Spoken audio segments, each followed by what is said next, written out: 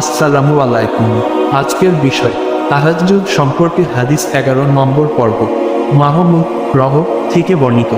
ইতবান ইবনু মালিক আনসারী রাহকে, যিনি ছিলেন বদর জিহাদের আল্লাহ রাসূল সাল্লাল্লাহু আলাইহি ওয়াসাল্লাম এর সঙ্গে উপস্থিত বদরী সাহাবীগণের অন্যতম, বলতে শুনেছেন যে, আমি আমার কাওম বনু সালিমের সালাতে ইমামাত করতাম।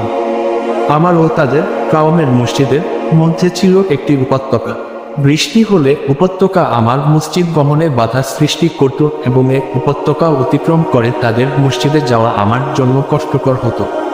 তাই আমি আল্লাহ রাসূল সাল্লাল্লাহু আলাইহি ওয়াসাল্লাম এর খিদমতে হাজির হয়ে আর্জ করলাম, হে আল্লাহর রাসূল, আমি আমার দৃষ্টিশক্তির কমতি অনুভব করছি, উপরন্তু আমার ও আমার গোত্রের মধ্যকার উপত্যকাটি বৃষ্টি হলে প্লাবিত হয়ে যায়। তখন তা পার হওয়া আমার জন্য কষ্ট